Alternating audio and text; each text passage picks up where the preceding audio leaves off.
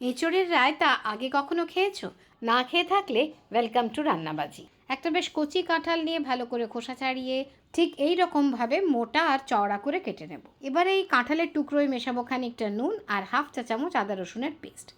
ভালোভাবে মেখে ঢেকে রেখে দেবো কিছুক্ষণের জন্য। তারপর একটি প্রেসার কুকারে এই ম্যারিনেটেড কাঁঠাল নিয়ে অল্প জল দিয়ে একটা হুইসেল হওয়া পর্যন্ত রান্না করব।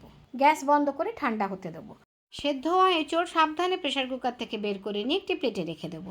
অন্য একটি বাটিতে বেশ খানিকটা বেসন নিয়ে তাতে দেবো স্বাদ মতো নুন, কুচিয়ে রাখা কারি পাতা আর আদা কোচানো, সঙ্গে হাফ চা চামচ আদা রসুন বাটা, জোয়ান খানিকটা, গোলমরিচের গুঁড়ো আর কালো জিরে। বেসনের সঙ্গে সব মশলা ভালোভাবে মেখে অল্প অল্প জল দিয়ে একটা মোটা গোলা তৈরি করে নিতে হবে। অন্যদিকে একটি কড়াইতে বেশ খানিকটা সাদা তেল গরম করে একটি করে সেদ্ধ এঁচোড়ের পিস নিয়ে বেসনের গোলায় বেশ ভালোভাবে ডুবো তেলে ভেজে নেব, যত সময় না সোনালি রং ধরে আর মুচমুচে হয়ে যায়। মুচমুচে ভাজা হয়ে গেছে, মনে হচ্ছে যেন মাছ ভাজা।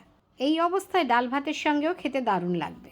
একটি বড় বাটিতে 250 গ্রাম টক দই নিয়ে তাতে দেবো জিরে, ধনে, হলুদ, কাশ্মীরি লঙ্কার গুঁড়ো, সঙ্গে অল্প চিনি, কাঁচা লঙ্কা ও ধনেপাতা কোচানো, আর তারপর বিট নুন।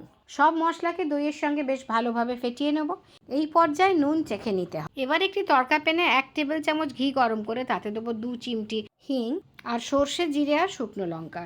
ফোড়ন ভাজা হলেই তার মধ্যে দিয়ে দেবো আদা কুচি আর গোটা কারি পাতা। এরপর এতে অল্প হলুদ আর কাশ্মীরি লঙ্কার গুঁড়ো, সঙ্গে অল্প ধনে গুঁড়ো আর জিরে গুঁড়ো দিয়ে ভালোভাবে ভেজে ঢেলে দেবো দইয়ের ওপর।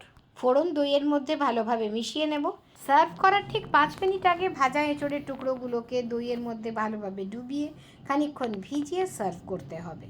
উপরে একটু ছড়িয়ে দেওয়া যায় চাট মশলা।